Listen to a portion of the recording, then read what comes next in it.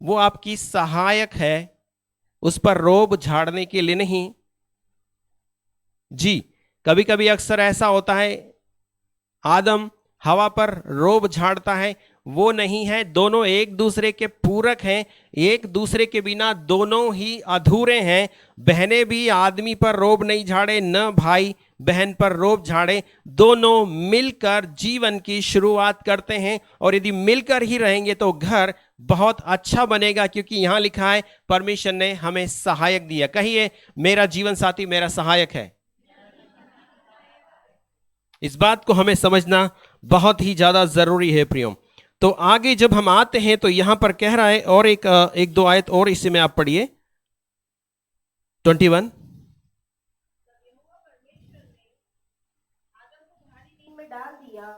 जब वह सो गया तब उसने उसकी एक पत्नी निकाल कर उसकी जगह मांस भर दिया, और यहोवा परमेश्वर ने उस पत्नी को जो उसने आदम में से निकाली थी स्त्री बना दिया।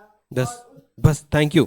यहां पर इस तरह से लिखा है, परमेश्वर ने आदम को भारी नींद में सुलाया, सुलाने पर उसकी एक रीब निकाली, पसली निकाली, और उसी में से उसने हवा का निर्माण किया। अलग से परमेश्वर लेकर नहीं आया, उसी में से निकाला है। तो जो पत्नी होती है वो हमारे शरीर का ही एक अंग होता है, ये जानना बहुत जरूरी है। और जितना हम अपने शरीर से प्यार करते हैं उतना पत्नी से भी प्यार करना बहुत जरूरी। तो अलग से परमेश्वर नहीं लाए, लेकिन उसी में से निकाला और स्त्री बनाकर उसने आदम को दे दिया। कहिए ना हालेलुया। स्त्री बनाकर किसको दिया? और आदम बनाकर किसको दिया? हवा को दिया। ये बात सोचना बहुत जरूरी और बहुत मायने रखती है। तो उसको उसने दिया। फिर 24 में कहता है वे दोनों एक तन होंगे। दो नहीं, 24। इस कारण पुरुष अपने माता पिता को छोड़कर अपनी स्त्री से मिला रहेगा और वे एक ही तन बने रहेंगे। ये कहता है परमेश्वर का वचन, वे दोनों दो नहीं एक ही तन होंगे। अब सवाल यहां पर यह उठता है, एक व्यक्ति के लिए कितनी पत्नी परमेश्वर ने बनाई, और या एक महिला के लिए कितने पति परमेश्वर ने बनाई? यहां वचन कहता है एक पुरुष के लिए एक ही स्त्री बनाया और एक स्त्री के लिए एक ही पुरुष बनाया। तो क्या एक ही शादी करना चाहिए या ज्यादा शादियां करना चाहिए? नहीं, परमेश्वर का वचन ठहराता है एक आदमी को एक ही शादी करना चाहिए, या एक बहन को एक ही शादी करना चाहिए। दो शादियां वो नहीं कर सकते। दो शादी का मतलब है दो तन। एक शादी का मतलब है, समझने की कोशिश कीजिए। तो कभी भी दो शादियां परमेश्वर के नियम में नहीं ठहराई गई। परमेश्वर के नियम में ठहराया गया है कि व्यक्ति एक ही शादी करे और एक ही के साथ जीवन निर्वाह करे, और यदि इस तरह करेगा तो बच्चे भी अच्छे रहेंगे और परिवार बिगड़ेगा नहीं, परिवार बेहतर ढंग से चलते चलते चले जाएगा। दो शादी करेंगे, घर में हंगामा होना शुरू हो जाएगा। एक ही को नहीं संभाल पाते तो दो को कैसे संभालोगे? हालेलुया। मिल सकता है? मुश्किल है, थोड़ा सा मुश्किल है। एक ही को संभालना बहुत मुश्किल है, तो दूसरे की, एक ही की सारी जरूरतों को पूरा नहीं कर पाते तो दूसरी की जरूरत को कैसे पूरा करेंगे? बोले मैं तो थक गया तेरी फरमाइशों को पूरा कर करके। जी, तो यहां पर यही है, प्रभु ने दोनों के लिए एक ही बनाया। लेकिन दूसरी बात इसमें यह है कि आपका मन उसके अंदर लगना चाहिए, आपका ध्यान उसी पर होना चाहिए। दूसरे के बारे में स्वप्न में भी आपको नहीं सोचना चाहिए। लेकिन शादी करने के बाद ऐसा अक्सर होता है, लोग ऐसा सोचने लगते हैं यार मेरी पत्नी इतनी सुंदर नहीं, वो ज्यादा सुंदर है, थोड़ा लेट करता तो वो मुझे अच्छी मिल सकती थी। इस तरह से भी मन के अंदर ख्याल उठते हैं। अपने ख्यालों को छोड़ दीजिए, ख्याली पुलाव मत दौड़ाइए। परमेश्वर ने आपको जो दिया है ना वो बहुत बेहतरीन है, बहुत खूबसूरत है। इस तरह सोचने की कोशिश नहीं कीजिए आप। तो ऐसे मन के अंदर ख्याल उठते हैं, वो उसकी स्माइल बहुत अच्छी, उसके बाल बहुत अच्छे, उसके गाल अच्छे, मेरी पत्नी के तो है ही नहीं। भैया आपने अपनी मर्जी से चूज किया है, अपनी मर्जी से उसको अपनाया है, और आपको उसे जीवन भर साथ निभाना होगा। परमेश्वर यही चाहते हैं प्रियो। तो जीवन भर साथ देने के लिए प्रभु ने वो हमें प्रदान की है, और जीवन भर उसी के साथ हमें रहना है। बीच में धोखेबाजी नहीं चलेगी। धोखा एक ही आदमी करता है जिसका नाम, मैं आपके बारे में नहीं कह रहा हूं, मैं तो शैतान के बारे में कह रहा हूं जी। तो वो धोखेबाज है तो यहां पर प्रभु ने एक ही बनाया, एक के लिए एक ही बनाया, लेकिन कई जगह पर हम देखते हैं कि ज्यादा शादियां करना लोग पसंद है, क्योंकि इस तरह के जो लोग होते हैं उनको शरीर ज्यादा पसंद है। जो फिजिकल होते हैं वो फिजिकल बातों पर मन लगाते हैं, लेकिन यहां पर वो कह रहा है आपका सिर्फ शरीर ही उनके साथ नहीं जुड़े, आपका मन भी उनके साथ जुड़ जाए। दोनों बातें बहुत जरूरी है, मन उनमें लगाना बहुत ज्यादा जरूरी है। और यदि मन है तो जीवन भर उनके साथ हम रह सकते हैं, लेकिन यदि मन ही नहीं लगता तो जीवन भर उनके साथ नहीं रह पाते प्रियो। तो परमेश्वर यहां चाहते हैं, इफिसियों की किताब खोलिए मेरे साथ, 5:25। इफिसियों 5 अध्याय आयत 25। हे पतियों, अपनी अपनी पत्नी से प्रेम रखो, जैसा मसीह ने कलीसिया से प्रेम करके अपने आप को उसके लिए दे दिया। ठहर जाइए, यहां कह रहा है हे पतियों, मैं आपसे कह रहा हूं, भाइयों मैं आपसे कह रहा हूं, बहनों आपसे भी कह रहा हूं, आपसे बाद में कहूंगा लेकिन कह लेता हूं, एक साथ ही कह देता हूं।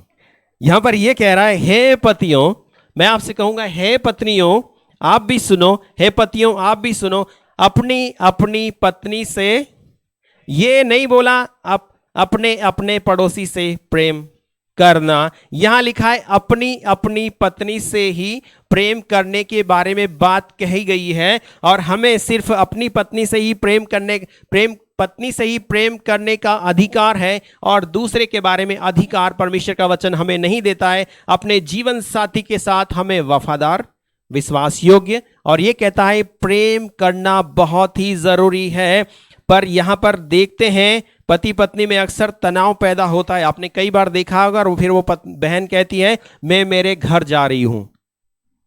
क्या बोलती है? तनाव पैदा होने पर शायद सब्जी अच्छी नहीं बनी होगी, रोटी अच्छी का बनी नहीं होगी, कपड़े अच्छे नहीं धोएंगे, कुछ घर में व्यवहार ठीक नहीं होगा, तो वो बोलती कि मैं मेरे घर जा रही हूं।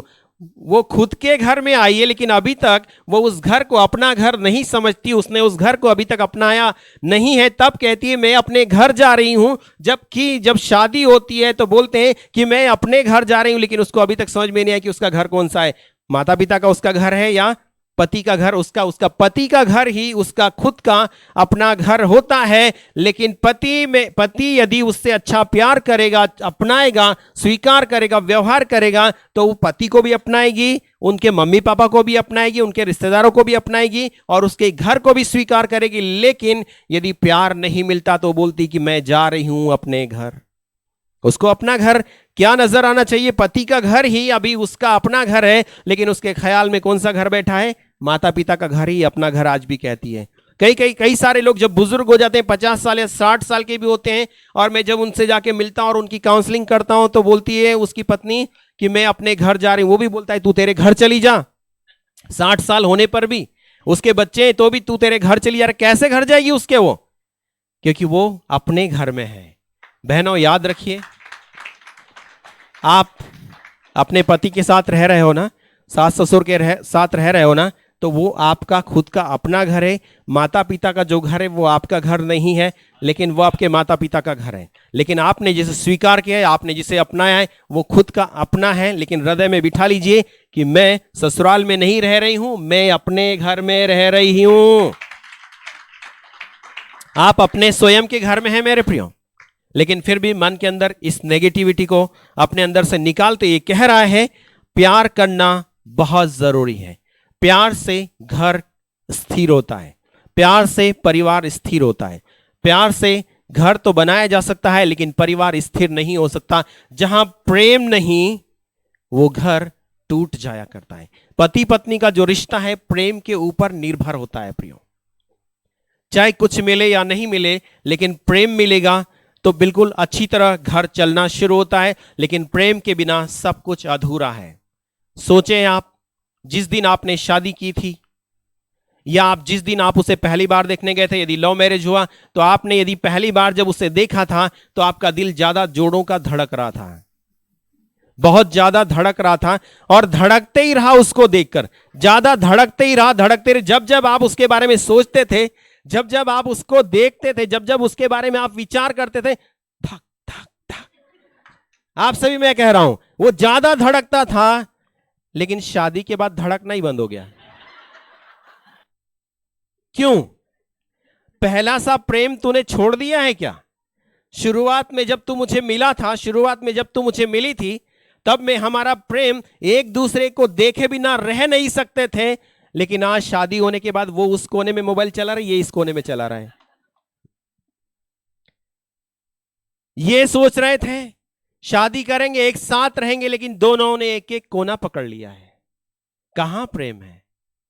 प्रेम कहां चले गया? प्रेम नहीं तो परमेश्वर भी, हेलो, प्रेम नहीं है तो परमेश्वर नहीं है, प्रेम नहीं है तो जीवन भी नहीं है, प्रेम नहीं है तो निराशा जीवन में आएगी, हताशा आएगी और बोलेगी जा रही हूं। जाने के लिए थोड़ी बुलाया है, दिल में एक बार बसा लिया, निकालता नहीं है। यीशु मसीह अच्छा है, एक बार जिसको दिल में बसाया बिल्कुल भी नहीं निकालता है, लेकिन दिल में एक बार हम किसी को बसा लेते, लेकिन थोड़ी सी भी नफरत आ जाए ना, निकाल के फेंक देते हैं। सुन लीजिए, एक बार किसी को बिठाया है ना, निकालिए मत। जो निकालता है वो विश्वास योग्य नहीं, जो बिठा के रखता है वो विश्वास योग्य है प्रभु की नजर में। वो गीतकार ने कहा है, दिल में बसा लिया, रूह में समा लिया, तेरी तारीफ हो। कभी कभी अपनी पत्नी की तारीफ करो ना, कभी कभी अपने पति की तारीफ करो ना। आज तो बड़े हैंडसम दिख रहे हो, क्या ऐसा बोलते हो? जब बहन अच्छी साड़ी पहन के आती तो भी कई बहनों की शिकायत रहती, मेरा पति ने आज तक मुझे नहीं बोला मैं बहुत अच्छी दिखती हूं। एक परिवार से मिलने गया मैं, मुझे काउंसलिंग के लिए बुलाया था। वो भाई गवर्नमेंट नौकरी भी करते थे और खेती भी करते थे। उनकी पत्नी बहुत खूबसूरत थी, वो हॉलीवुड बॉलीवुड नहीं लगता है, बहुत खूबसूरत थी। लेकिन जाकर बात किए, उनके 2 बच्चे। मैंने सवाल किया कि क्यों झगड़ा हो रहा है आपके बीच में? बोले मालूम नहीं। बोले मेरी नहीं सुनता, अपनी माता पिता की सुनता है। मैंने कहा सुनने में क्या दिक्कत है? बोले मेरे पास बैठता भी नहीं, माता पिता के पास ही बैठा रहता है, सिर्फ जब सोने का टाइम होता है तभी आता है, इसके अलावा बिल्कुल बीच में नहीं आता है। जैसे ही नींद खुलती फिर गायब हो जाता है। तो मैंने कहा क्यों भाई साहब, आप अपनी पत्नी से प्यार करते नहीं? बोले बहुत सारा करता हूं। तो मैंने कहा क्या आपने कभी इसको आई लव यू बोला? हेलो, सुनिएगा ध्यान से। मैंने शादी कितने साल हो गए? बोले 4 साल या 5 साल शादी के हो गए, लेकिन वो बहन आ गई और उसका चेहरा थोड़ा सा गर्म हो गया, आज तक पास्टर इसने आई लव यू नहीं बोला है। बड़ी सोचने की बात है, बड़ी सोचने की बात है। तो मैंने कहा अभी बोल आई लव यू। तो बोला अभी नहीं बोलू, बाद में बोलूंगा। मैं हैरान हो गया। वो बहन बोल रही देखो ये आपके सामने भी नहीं बोल रहा है। बड़ी हैरान करने वाली बात, वो बोल रही है कि बोलना, ये बोल रहा है अब तो सबके सामने बोल दे, मेरे मम्मी है तो क्या, मेरे पापा क्या, मैं सुनना चाहती हूं। लेकिन वो सुनना चाहती थी आई लव यू, लेकिन वो उस आदमी के अंदर हिम्मत नहीं कि वो बोल पाए। प्रियो, हिम्मत करना चाहिए। वो आपकी पत्नी है, आपको लाइसेंस मिला है कि आप बोल पाए। रोड पे भी आप बोल सकते हैं मैं आपसे प्यार करता हूं।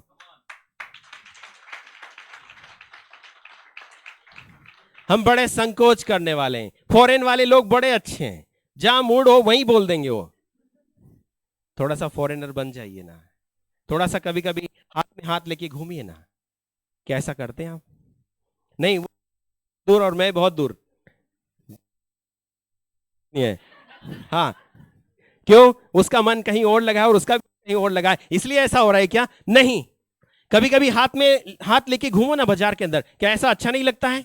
क्या आप उसे पसंद नहीं करते इसलिए हाथ में हाथ लेके नहीं घूमते? घूमना चाहिए। परमेश्वर का वचन ठहराता है कि परमेश्वर की ओर से हमें लाइसेंस मिला है और सब लोगों की ओर से भी लाइसेंस मिला है कि पत्नी और पति दोनों एक हैं, तो दोनों साथ साथ सकते हैं। बोला मेरा आपसे सवाल है, टाइम ही नहीं मिला आज तक, और आपको भी नहीं मिला होगा टाइम, इसलिए आपने नहीं बोला होगा।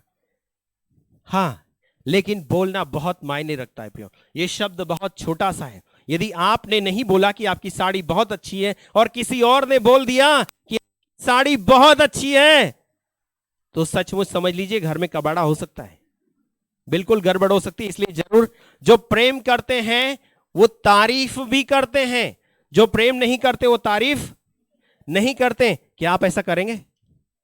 क्या मेरे साथ सहमत है? बिल्कुल। तो यहां पर इस तरह प्रेम का प्रगटीकरण है कि तारीफ की जाए, चाहे उनके बाल हो, चाहे उनके कपड़े हो, चाहे उनका शरीर हो, चाहे हाथ हो, पैर हो, तारीफ करें तो अच्छा लगता है, तारीफ नहीं करें तो अच्छा नहीं लगता। यदि उन्होंने खाना अच्छा बनाया तो जरूर कहिए खाना आपने आज बहुत अच्छा बनाया। लेकिन इस तरह की बातें हमारे मन के अंदर प्रियो बहुत ही कम होती है, हमें समझना होगा। परमेश्वर चाहते हैं इस प्रकार से करें। परमेश्वर ने जब आदम को बनाया तो क्या बोला? बहुत अच्छा है, बोला है ना? बोलिए मेरा आदमी बहुत अच्छा है। आप भी कहिए मेरी पत्नी बहुत अच्छी है।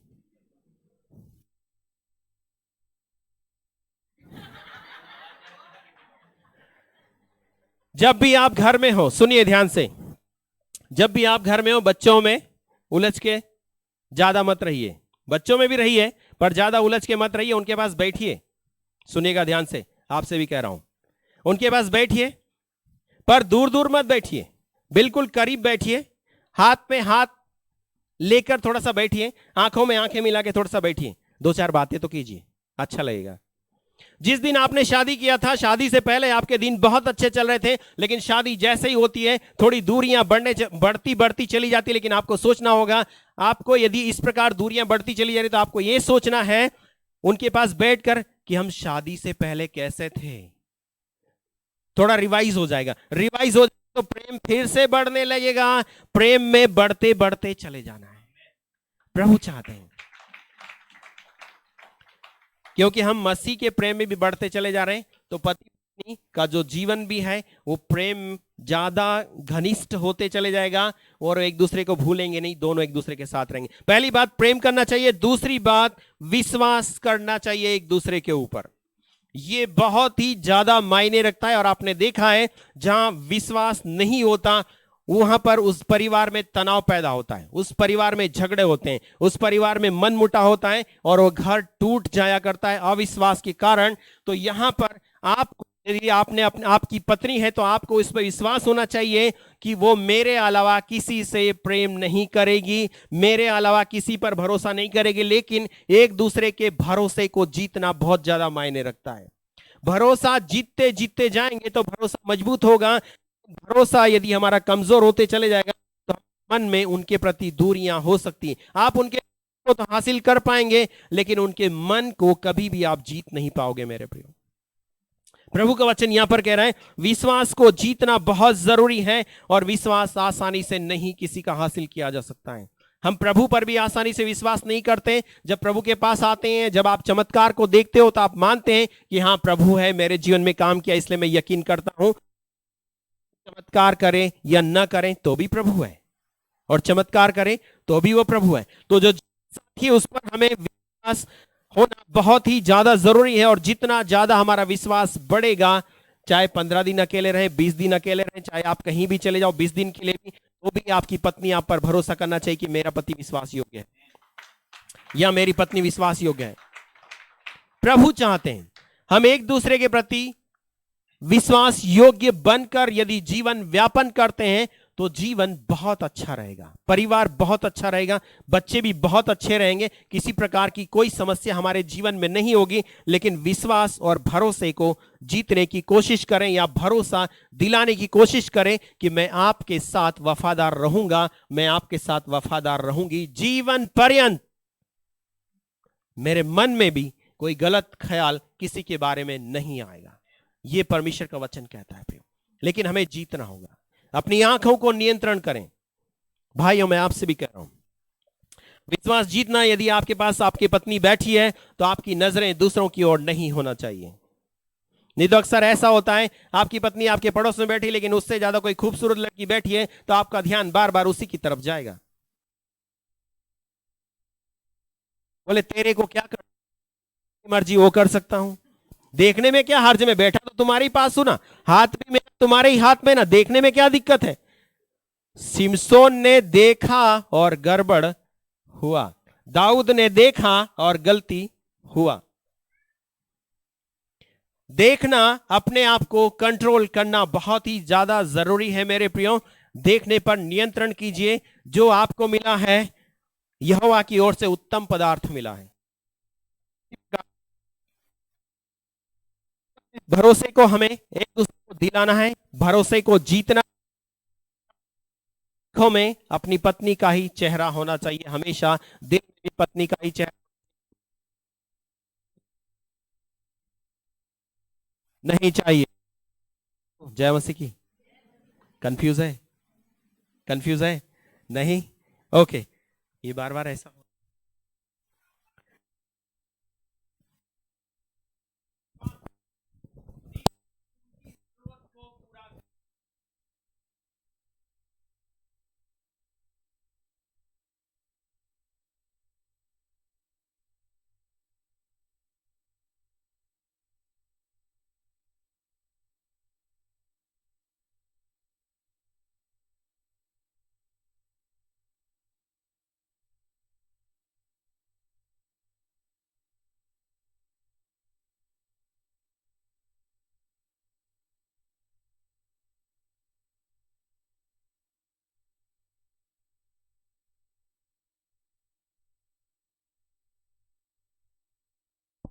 पापा को छोड़कर एक अनजान शख्स पर भरोसा करके, थैंक यू, भरोसा करके आपके पीछे आई है, और यदि वो भरोसा आप पर कर रही है, वो आपके बारे में अच्छे से नहीं जानती, आपका खाना पीना, उठना बैठना, चलना फिरना, कुछ भी आपके बारे में नहीं जानती, लेकिन माता पिता ने उसको किसी के पल्लू से बांध दिया है और वो बिचारी उसके साथ साथ आ जाती है, तो सर्वप्रथम आपको चाहिए उसको सुरक्षा प्रदान करें, उसकी जरूरत को पूरा करें, उसका ख्याल करें, उसे प्रेम करें। तो यदि हम इस प्रकार से करते हैं तो वो हमारे साथ रहना शुरू करती है। हमें उसको दिल में भी जगह देना चाहिए, दिल में, क्योंकि इश्क दिल में होता है। सही है क्या? हाँ जी, हर दर्द की दवा इश्क में है, जीने का मजा इश्क में है। हर दर्द की दवा इश्क में है, जीने का मजा इश्क में। जो इधर उधर ढूंढते हैं, मैं उनसे कह दूं खुदा इश्क में है। अंग्रेजी में कहते हैं लव इज गॉड, परमेश्वर प्रेम है। जहां प्रेम है वहां परमेश्वर है, जहां प्रेम नहीं वहां जो भी हो, आप समझ गए। मैं उसका नाम नहीं लेना चाहता था क्योंकि मुझे वो बिल्कुल पसंद नहीं है जी। तो यहां पर उसकी जरूरत को पूरा किया जाए, क्योंकि वो भरोसा करके आपके पीछे पीछे आइए प्रियो, और जीवन भर उसको साथ देना बहुत जरूरी है। इफिसियों 5:22,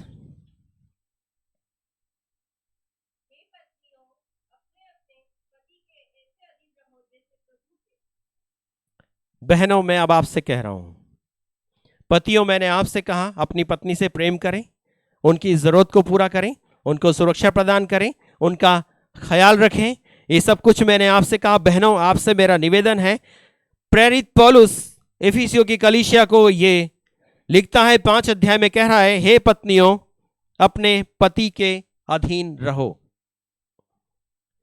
क्योंकि परमेश्वर ने अधीनता किसी के अधीन रखा है। आप जानते हैं प्रभु यीशु मसीह भी परमेश्वर के अधीनता में थे, सृष्टि भी परमेश्वर के अधीन में है, और परमेश्वर ने स्त्री को पुरुष के अधिकार के क्षेत्र में रखा है, और उसकी अधीनता को स्वीकार करना बहुत जरूरी है। पर इसका यह मतलब नहीं, मैंने आपसे पहले कहा, रोब झाड़ा जाए, पर प्रेम से अधीनता को स्वीकार करें। दूसरी बात, एक दूसरे को समझे।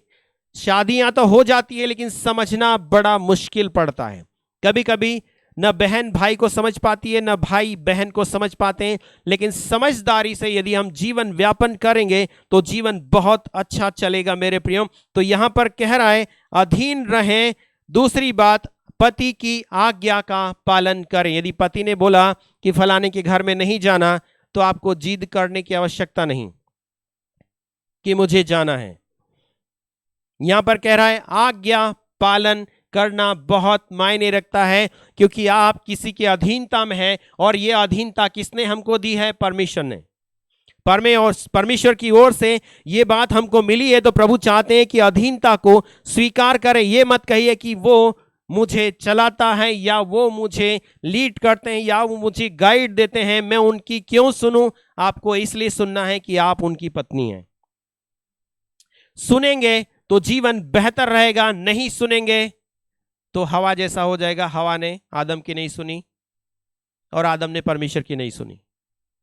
लेकिन यहां पर चाहता है परमेश्वर कि हम अधीनता को स्वीकार करें, और जो अधीन रहते हैं परमेश्वर उन्हें उठाते हैं, ये उसका कहना है। और अधीनता यदि हम स्वीकार करते हैं तो परमेश्वर की आज्ञा का उल्लंघन, परमेश्वर की आज्ञा को मानते हैं, और स्वीकार नहीं करते तो आज्ञा का उल्लंघन करते हैं परमेश्वर की, क्योंकि ये परमेश्वर का ठहराया हुआ नियम है मेरे प्रियो, और इस नियम को हमें मानना बहुत ज्यादा मायने रखता है। जय मसीह की, जोर से बोलिए जय मसीह की। 1 कुरिन्थियों 7:4।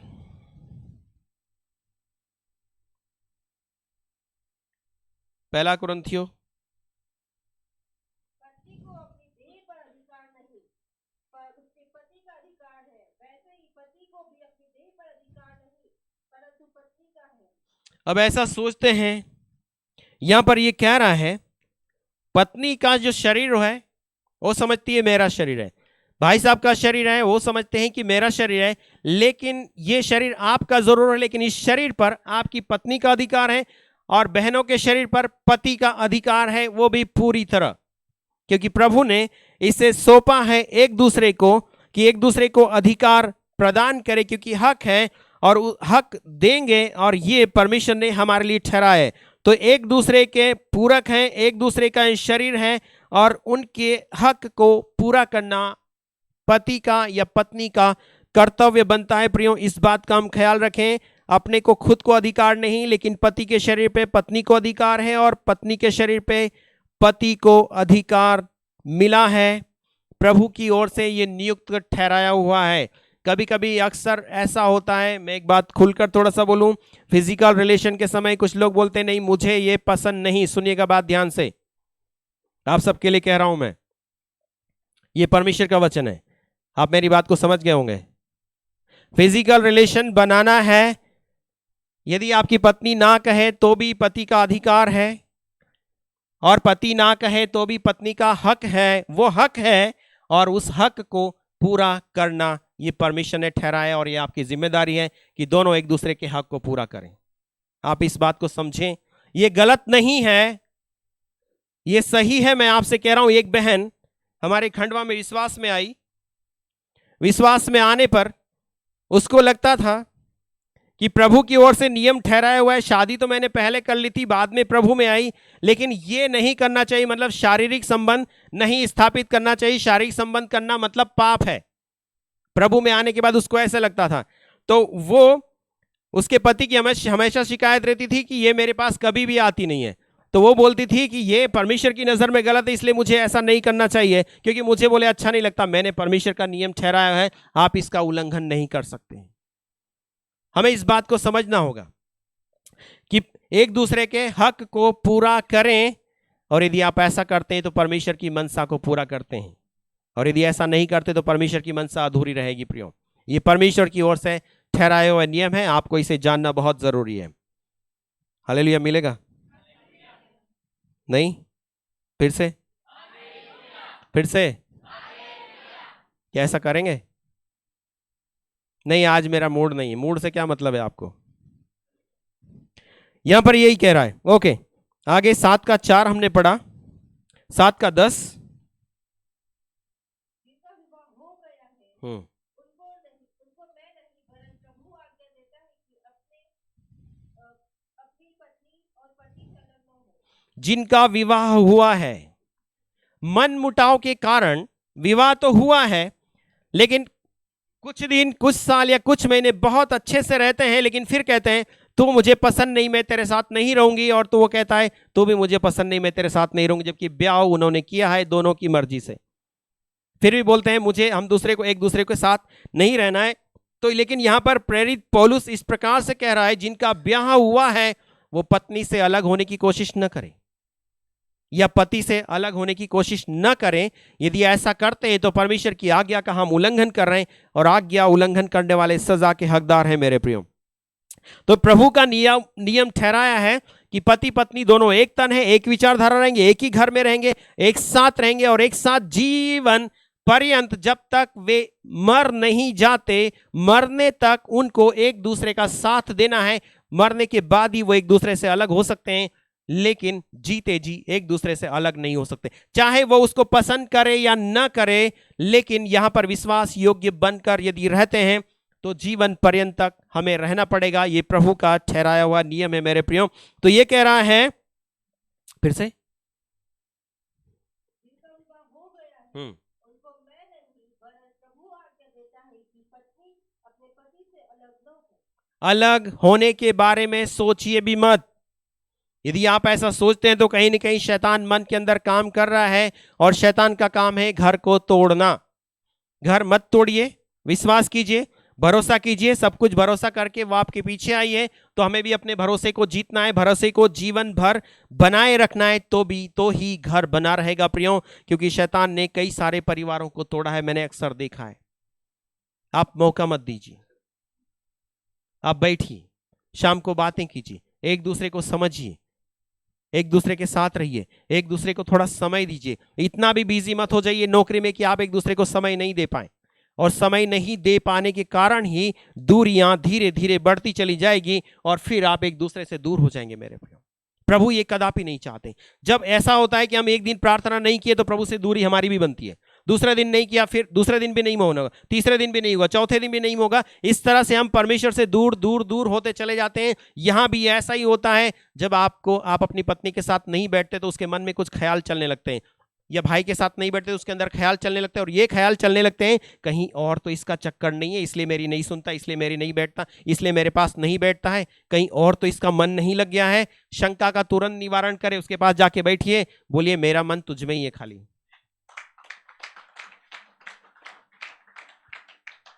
क्योंकि यीशु मसीह ने ऐसा ही कहा है, मैं तो तुझ पे कुर्बान हूं, मैं तुझ पे फिदा हूं, मैं तुझ पे लट्टू हूं। क्या आप ऐसा बोलते हैं? यीशु मसीह हम पे लट्टू है, सीधी भाषा में मैं आपसे कहूं तो हमें भी फिदा होना ही चाहिए। इस तरह हमारा घर बहुत अच्छा बना रहेगा। तो त्यागने के बारे में सोचिए भी मत। विचार उठ रहे होंगे शायद कुछ कुछ लोगों के मन में कि अच्छा नहीं है, लेकिन अच्छा यही है कि आपको जिसके साथ जोड़ा है उसी के साथ बंद कर रही है, लेकिन अलग होना आपके लिए अच्छा नहीं है। 5:23, इफिसियों 5:23। क्योंकि पति पत्नी का सिर है, जैसे कि मसीह कलीसिया का सिर है और स्वयं की देह का उद्धार करता है। मसीह कलीसिया का सिर है। यहां पर माफ कीजिए, हाँ, पति पत्नी का सिर है, मतलब इज्जतदार हमें होना बहुत जरूरी है। एक दूसरे को इज्जत भी दें, एक दूसरे का आदर भी करें, एक दूसरे को बढ़ाएं भी अपने जीवन में। हमें ये जरूरत, यहां कह रहा है कि पत्नी का सिर पति है और कलीसिया का सिर मसीह है। मसीह हमें यह समझाता है कि हमें शिरोमणि को मानना बहुत जरूरी है, और यहां पर जो सिर होता है वो आगे रहता है, और हमें भी उसको अधिकार दिया है परमेश्वर की ओर से, और उस अधिकार को हमें छोड़ना नहीं, लेकिन परमेश्वर के ठहराए हुए अधिकार के साथ ही हमें जीवन जीना बहुत जरूरी। 1, 2, 3 और आखिरी आयत 18 नीतिवचन 18:22, नीतिवचन 18:22। जिसने उसकी ब्याह ली, उसने उत्तम पदार्थ पाया और यहोवा का अनुग्रह उस पर हुआ है। भाइयों आपसे कह रहा हूं, जिसने स्त्री ब्याह ली, मतलब जिसने शादी कर ली, उत्तम पदार्थ पाया है। कहिए हालेलुया। बोल रहा है यहोवा का अनुग्रह उस पर हुआ है, परमेश्वर उस पर कृपालु हुए हैं, इसलिए परमेश्वर की ओर से जीवन साथी मिला है। तो 2-3 बातें और मैं आपके सामने रखना चाहूंगा। तो क्या जिन लोग शादी करते हैं, क्या उन लोग शादी से पहले अफेयर चला सकते हैं क्या? क्वेश्चन बोल रहा हूं मैं। परमेश्वर के वचन में ऐसा कहीं भी नहीं लिखा शादी के पहले अफेयर चला सकते हैं। शादी से पहले फिजिकल रिलेशन बना सकते हैं, वो भी परमेश्वर की नजर में गलत है। तो क्या आंखों से आंखें सेक सकते हैं? वो भी नहीं कर सकते हैं। परमेश्वर के वचन में ये सब को गलत ठहराया हुआ है। जब तक आपकी शादी नहीं होती आप इश्क कर नहीं सकते हैं। इश्क करना परमेश्वर की नजर में शादी से पहले गलत है। फिजिकल रिलेशन बनाना शादी से पहले गलत है। जब तक शादी नहीं हो जाती आप इश्क नहीं कर सकते। इसहाक के बारे में लिखा है, इसहाक ने ब्याह किया फिर रिबेका से प्यार किया। ब्याह करके ही आपको प्यार करना है। प्यार करके ब्याह, हेलो, प्यार करके, जोर से बोलिए, प्यार करके। सुनिए आप लोग, प्यार करके ब्याह नहीं कर सकते, ब्याह करके प्यार कर सकते हो।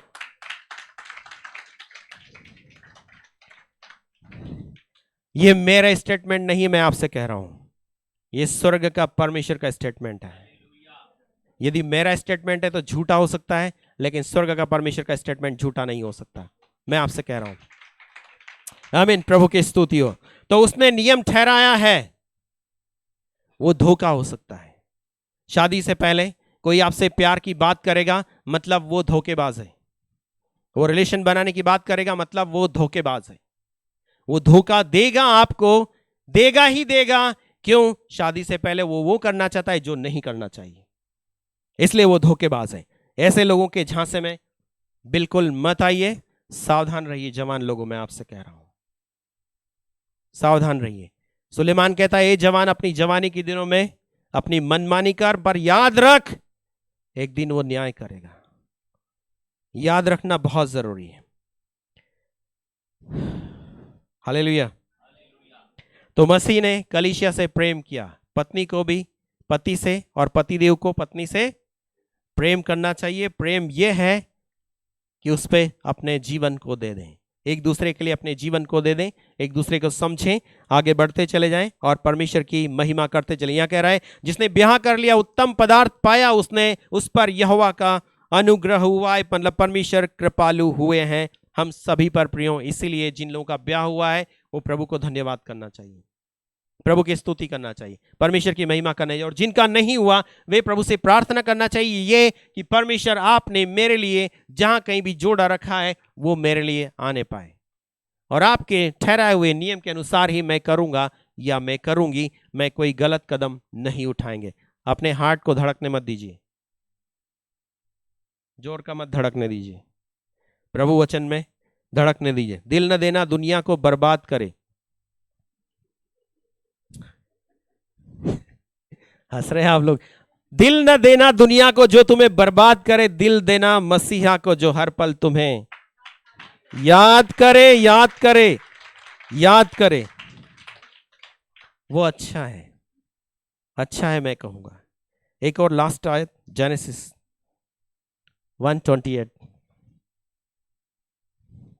और परमेश्वर ने उनको आशीष दी और उसने कहा, फूलो फूलो और पृथ्वी में भर जा और उसको अपने वश में कर लो। प्रभु ने शादी बनाया, जीवन साथी बनाया, मनुष्यों की रचना की, शादी कराई, और शादी कराते हैं तो यहां वचन इस प्रकार से कहता है, तब परमेश्वर ने उनको आशीष दी। शादी करना, सब लोग शादी करते हैं, शादियों में आते हैं, और यहां पर इस पहले जोड़े को स्वर्ग का परमेश्वर की ओर से आशीष मिली है। सिर्फ वो आशीष उन्हीं को नहीं मिली थी, लेकिन जितने लोग शादी करते हैं उन सभी के जीवन में परमेश्वर की ओर से आशीष है मेरे प्रियो। और वो आशीष हमारे जीवन में खुल जाती है जब हम उसे स्वीकार करते हैं कि प्रभु इस आशीष को मेरे जीवन में मैं ग्रहण करता हूं कि आपने जो इनसे कहा था वो मेरे जीवन में लागू हो जाए, वो हमारे जीवन में लागू हो जाएगी। यह इस प्रकार से कह रहा है, परमेश्वर ने उन्हें आशीष दी और कहा, फूलो फलो पृथ्वी में भर जाओ। कहने का मतलब है संतान उत्पन्न करने की आशीष परमेश्वर ने आदम और हवा को प्रदान की। प्रभु चाहते हैं, शादी करने का मतलब है जनरेशन टू जनरेशन, पीढ़ी दर पीढ़ी लगातार बढ़ती चली जाए। वरना यदि वे दो ही होते तो आज जनरेशन नहीं होती और हम भी नहीं होते। प्रभु की मर्जी थी संसार बढ़ते चले जाए और पृथ्वी भर जाए मनुष्यों से, और पृथ्वी पर मनुष्यों का अधिकार हो जाए। प्रभु ये चाहते थे, इसी कारण परमेश्वर ने शादी को बनाया है मेरे प्रियो। और प्रभु चाहते हैं हम भी आशीर्वाद का, शांति का, आनंद का, प्रेम का जीवन व्यतीत करें और परमेश्वर के नाम की महिमा कर पाएं। प्रियो, मैंने कुछ बातें सिर्फ आपके सामने रखी, जरूर आप इन बातों को ख्याल रखिएगा। मैं इस समय संदेश को बंद करना चाहूंगा और मेरे लिए प्रार्थना कीजिएगा। एक चर्च में जाके फिर से एक संदेश प्रचार करना है, करीब 2:15 बजे मुझे जाके। प्रभु आप सबको आशीष दे। जय मसीह की। आइए हम प्रार्थना करें, आंखें बंद करें। प्रभु जी धन्यवाद इस समय के लिए, इस दोपहर के लिए, इस अच्छे अवसर के लिए मेरे परमेश्वर। यहाँ जितने भी लोग हैं परमेश्वर पिता, हर एक को प्रभु जी आप आशीष दें। ये दोनों एक दूसरे को समझें, एक दूसरे के प्रेम में बने रहें, एक दूसरे पर विश्वास करें, एक दूसरे पर भरोसा करें और जीवन भर साथ रहे मेरे परमेश्वर। हमारी प्रार्थना है प्रभु जी आपका सामर्थ्य उन सब पर छिड़कते हैं जिनकी शादियां नहीं हुई परमेश्वर पिता, उनके लिए भी हमारी प्रार्थना है प्रभु। उनके लिए सही जोड़े का प्रबंध आप कीजिए। उनके लिए जो भी प्रभु आपके मन के मुताबिक रखा है आपने, पुरुष को या स्त्री को, वो उन्हें मिलने पाए परमेश्वर पिता, और जीवन पर्यंत साथ रहे तेरे बच्चे और तेरे नाम की महिमा कर पाए। हमारे सुनने वाले तमाम दर्शकों के लिए भी प्रार्थना है प्रभु, जिनके जोड़े बनाए वो आशीषित हो जाए, वो फलवंत हो जाए, वो शांति से भर जाए। जिनके बच्चे नहीं उनको बच्चे प्रदान कर और तेरी महिमा तेरे राज्य में प्रभु जी प्रयोग कर। पिताजी हमारी प्रार्थना है इन तमाम लोगों को और सुनने वालों को सभी को आपके हाथ में समर्पण करते हैं। पास्टर जी उनके परिवार के लिए धन्यवाद करते हैं। आप आशीष दे परमेश्वर पिता। वर्शिप टीम को आप आशीष दे, जितने भाई बहन बच्चे आए सभी को आशीष प्रदान कर और तेरी महिमा तेरे राज्य में मेरे परमेश्वर प्रयोग कर।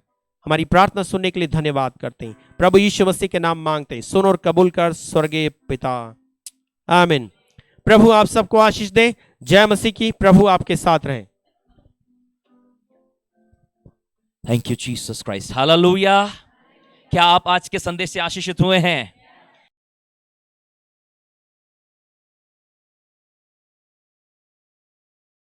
पति को किस प्रकार से अपने जीवन को बिताना है, एक पति और पत्नी को कैसे परमेश्वर के वचन के अनुसार अपने जीवन को व्यतीत करना है, और जो आगे चलकर विवाहिक जीवन में जाना चाहते हैं, विवाह करना चाहते हैं, उनको कैसे अपने पति या पत्नी को प्राप्त करना है, हमने आज देखा है। और प्रियो, ये परमेश्वर की विधि है, ये परमेश्वर का नियम है, ये परमेश्वर का वचन है, और हम सबको इस वचन के अनुसार अपने जीवन को व्यतीत करना और पालन करना है। मेरे भाई और बहनों, यदि हम इस प्रकार से परमेश्वर के वचन को व्यतीत करेंगे, परमेश्वर के वचन पर चलेंगे, तो मैं आपसे कहना चाहता हूं, हम एक सफल पारिवारिक जोड़ा बनने पाएंगे, एक आशीषित पति और पत्नी बनने पाएंगे, एक आशीषित परिवार बनने पाएंगे जिस पर परमेश्वर का अनुग्रह हुआ है। और हमारे साथ के लोग देखेंगे इन बातों को कि ये लोग इतने आशीषित क्यों हैं, इन पति पत्नियों में झगड़ा क्यों नहीं होता है, ये पत्नी बार बार मायके क्यों नहीं जाती है, ये पति और पत्नी के जीवन में प्रॉब्लम्स क्यों नहीं होती है। आप अन्य लोगों के लिए एक आशीष का कारण होंगे। जब आपके बच्चे बाहर जाकर बात करेंगे, वो कहेंगे मेरे मम्मी पापा के बीच में तो झगड़ा नहीं होता है। बोले क्या बात कर रहे हो? बोले हाँ, मेरे घर में इस प्रकार की बात नहीं होती। क्या बात कर रहे हो? वो आपके बच्चों की गवाहियां होंगी दूसरे बच्चों के सामने, वो आपके बच्चों के टेस्टमनीज होगी दूसरों के बच्चों के सामने, आपकी सास की टेस्टमनी होगी और आपकी खुद की टेस्टमनी होगी कि जब और बहनें आपके पास आएंगी और कहेंगी मेरा पति ऐसा है, मेरा पति वैसा, मेरा पति वैसा, मेरा पति ऐसा है, तो आप वहां कहेंगी मेरा पति ऐसा नहीं है। Come on.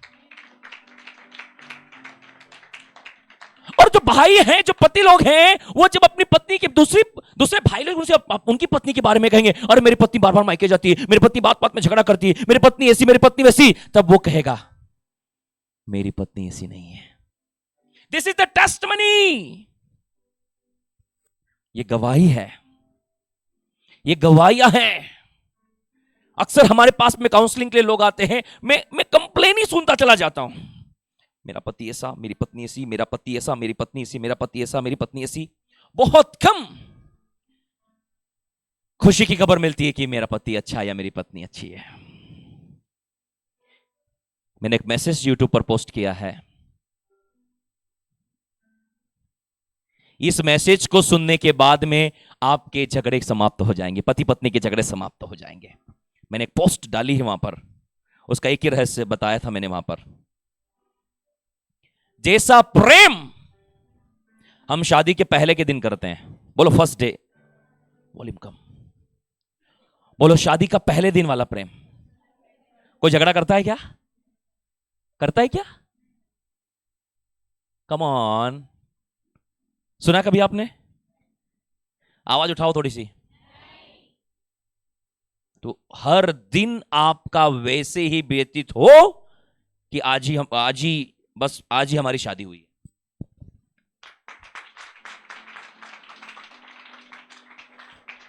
अब क्या करना है? शादी तो 2 साल पहले हुई थी, 10 साल पहले हुई थी।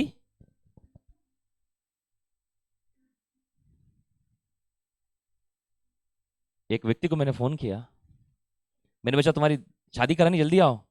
अरे बोले एक ही नहीं संभल रही अभी तो। जोक है ये, बोलो एक जोक है। मैं कहना चाहता हूं दुनिया का सबसे अच्छा रिश्ता पति पत्नी का है, उसके आगे कोई भी नहीं है। पता है क्यों? जिस मां ने आपको जन्म दिया उसे आपको छोड़ना पड़ेगा, जिस पिता ने आपको पाला है उसे आपको छोड़ना पड़ेगा। बच्चे जिसको कहते थे मेरा बच्चा मेरा बच्चा, यदि बेटी है वो भी ब्याह करके अपने दामाद के साथ, आपके दामाद के साथ में।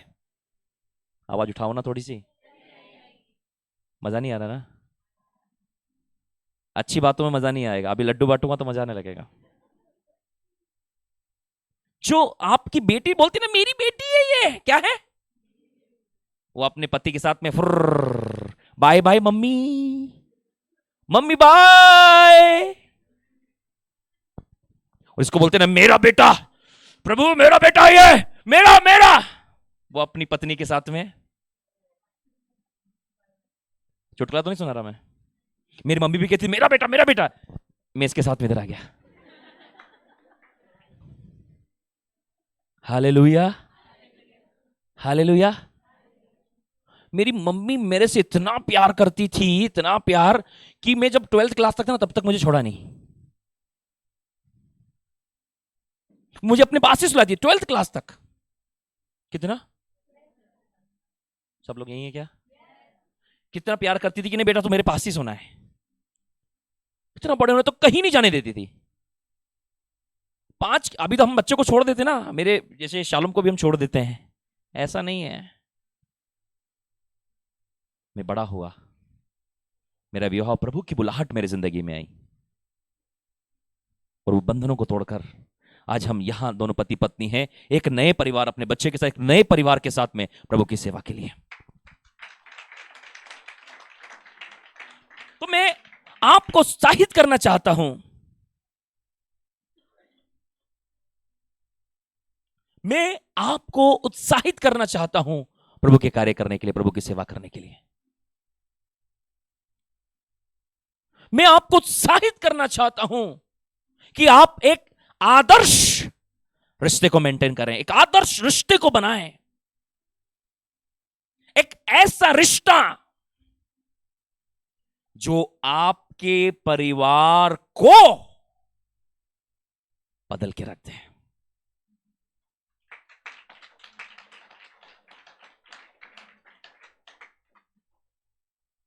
आपको पता है एक व्यक्ति की सही पहचान आपको उसके परिवार में ही मिलेगी।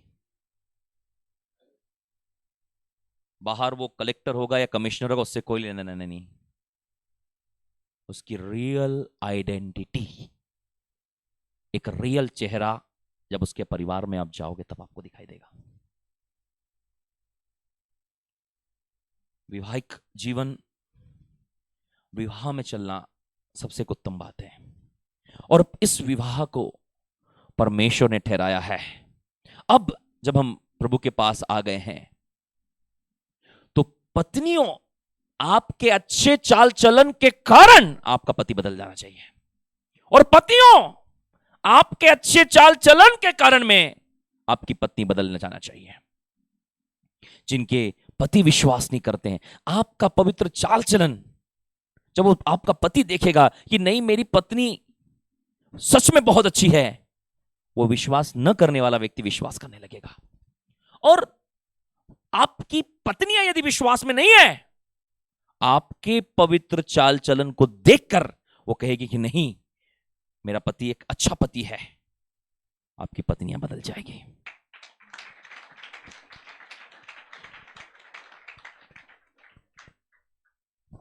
तो जो संदेश प्रभु के दास यहां पर हमारे बीच में प्रचार करके गए हैं, सचमुच हम सबको वैसे ही चलना है, वैसे ही जीवन को बिताना है। आखिरी और अंतिम बात बोलकर हम सीधे प्रार्थना में जाएंगे। अब जो विवाह करने के लिए आगे बढ़ रहे हैं, मैं उनसे कहना चाहता हूं, अपना दिमाग और अपनी ताकत मत लगाओ। अपने रिश्ते के लिए अपने आप को प्रभु के हाथ में सौंपो कि प्रभु, जो आपकी ओर से मेरे पति और पत्नी को रखा गया है वो मेरे जीवन में आने पाए। जब आप ऐसा करेंगे, आप भी आशीष होंगे, आपकी पीढ़ियां आशीषित होगी। Come on.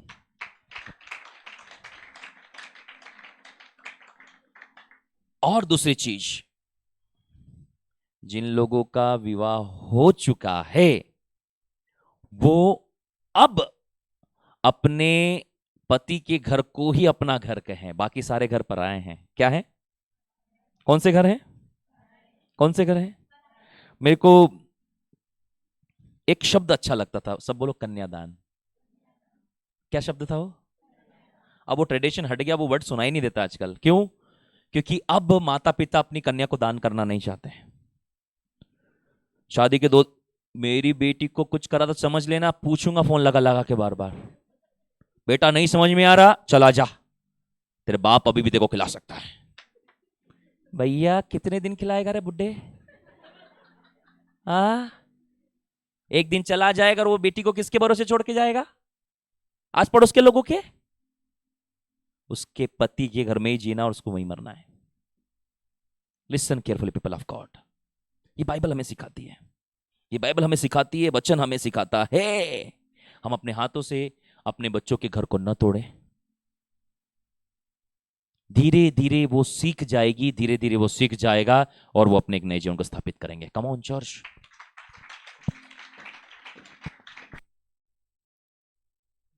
बहुत अच्छा लगता था वो वर्ड जो है, वो है कन्यादान। क्या था वो? इसका मतलब है कि हमने ये जो है उसको दान कर दिया। क्या कर दिया है? अच्छा, आप ऑफरिंग डालते हो? कम ऑन डालते हो? कोई आता है हिसाब मांगने? क्यों नहीं आते हो?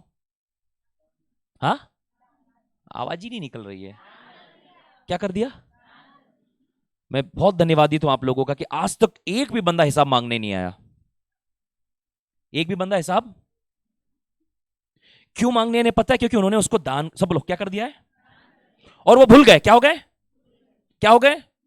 उसी प्रकार पुराने समय में होता था, अब नहीं होता। अब तो पूरा अधिकार रहता है। सोच लेना, शादी करी लड़की दीनी है। क्या बोलते हैं? कल शादी करी है, लड़की को दिया नहीं है। सब लोग यही है क्या? आवाज क्यों नहीं निकल रही है? आज तो ठंड भी इतनी नहीं, एसी चला रखा है मैंने। आवाज निकालो थोड़ी, सब बोलो आवाज निकालो, अच्छे से निकालो, अच्छे से निकालो। हालेलुया। मैं आपसे कहना चाहता हूं कि अब वो कन्यादान नहीं हो रहा है। क्या नहीं हो रहा है? अब केवल कन्या बोंड हो रहा है, दान नहीं हो रहा है। क्या हो रहा है? एक बोंड है, दान नहीं है। ओ जवाई और साला बोल रहा, ओ जीजा, ए जीजा। अरे भाई जीजा है तेरा। कम ऑन, सब यही है ना? प्रियो, यहां जितने बैठे एक आदर्श परिवार बनेंगे। मुझे कोई लेना देना नहीं बाहर के लोगों से, लेकिन नो कंप्लेन, आपकी तरफ से कोई कंप्लेन ना है। Hallelujah, hallelujah. बस आप मत देना कंप्लेन। बाहर सबका ठेका नहीं है हम लोगों के पास में। जो प्रभु ने हमारे हाथ में दिया उन लोगों के लिए है। एक बार कन्या दान कर दिया, मैटर ओवर, मैटर। अब आपको लड़की को सीखना पड़ेगा उसके नए परिवार में रहना। Come on.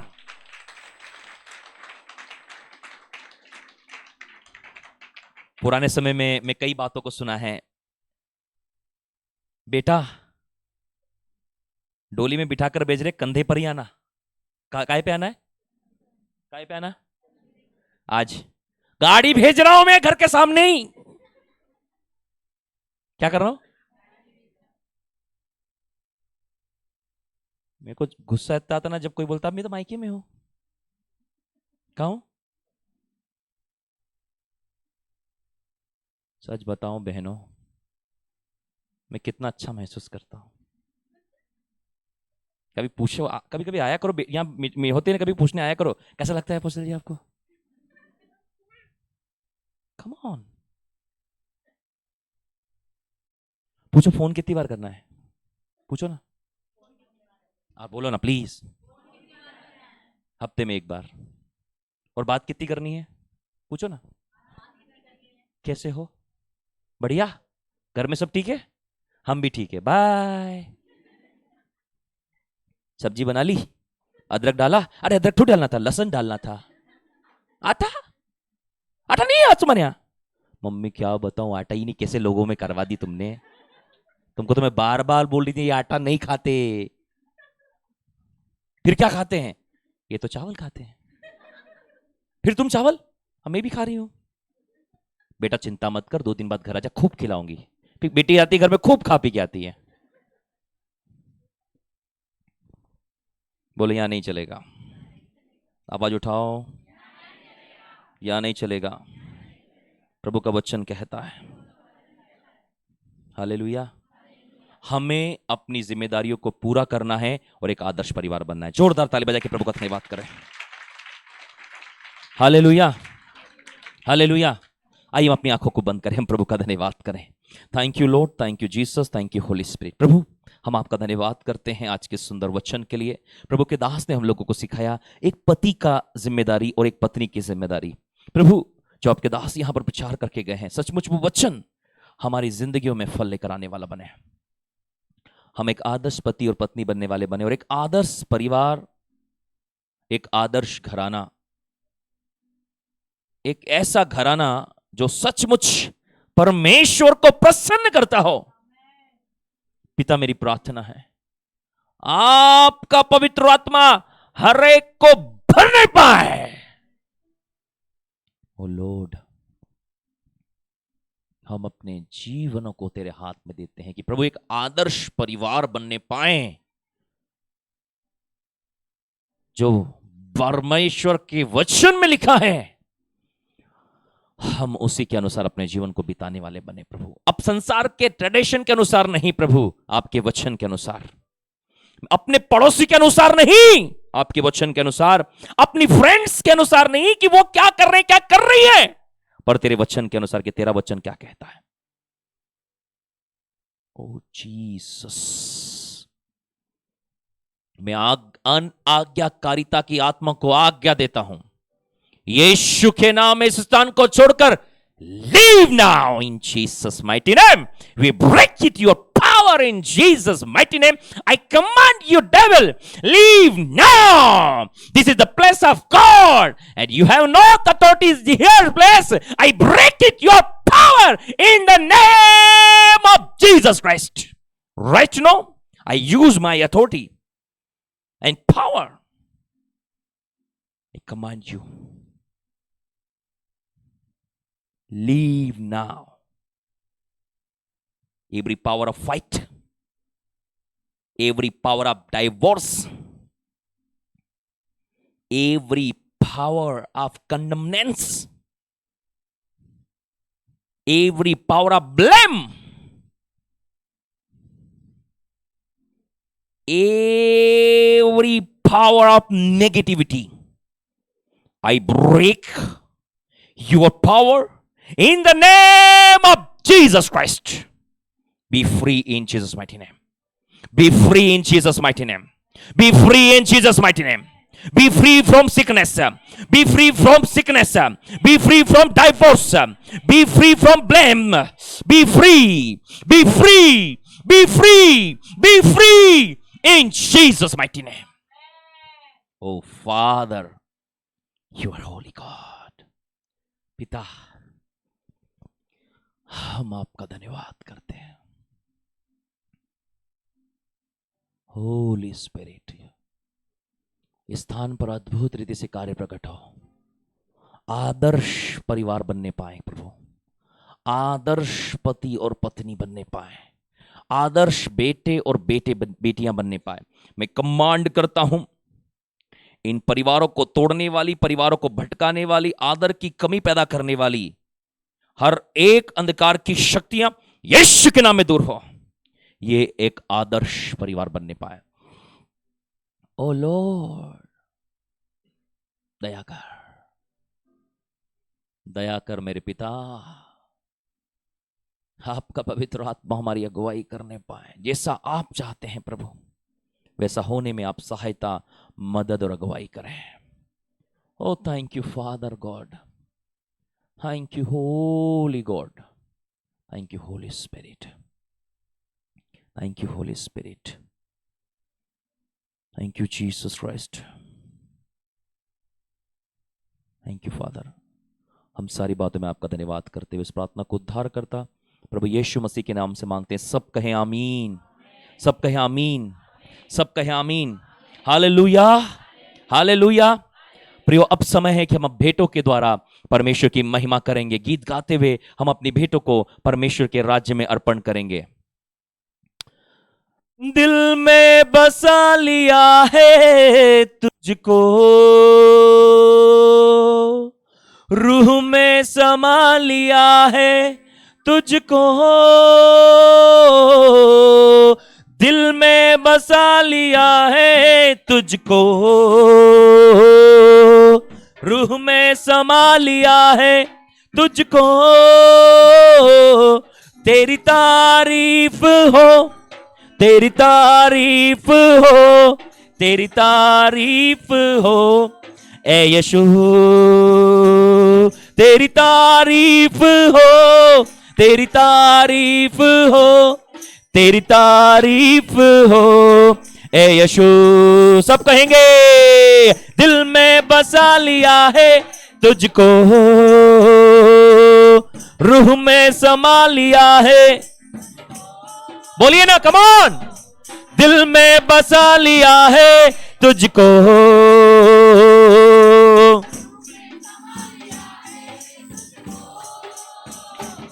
तेरी तारीफ हो,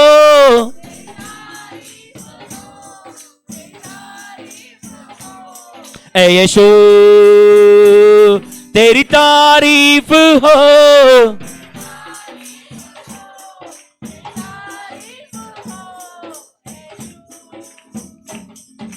मेरे लिए तू मरा, मेरे लिए तू गड़ा,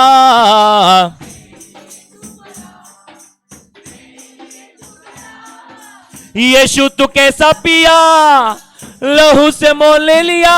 ओ तेरी तारीफ हो, तेरी तारीफ हो ए यीशु, तेरी तारीफ, तेरी तारीफ हो ए यीशु। दिल में बसा लिया है तुझको, रूह में समा लिया है। बोलिए ना मेरे साथ में, दिल में बसा लिया है तुझको, रूह में समा लिया है। तेरी तारीफ हो,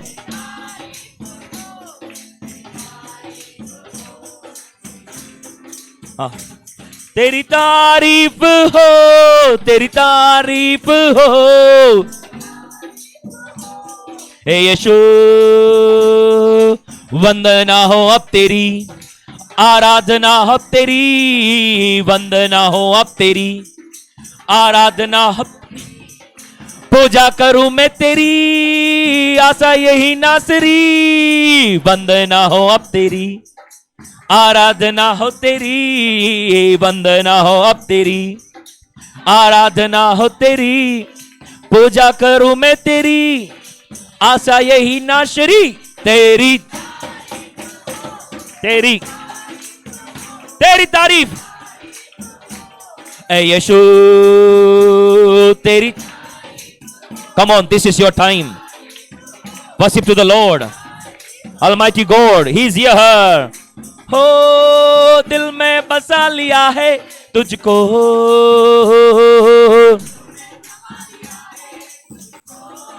बोलिए ना, दिल में बसा लिया है तुझको,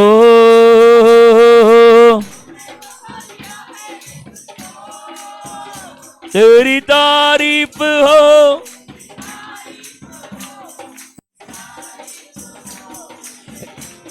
हो तेरी तारीफ हो,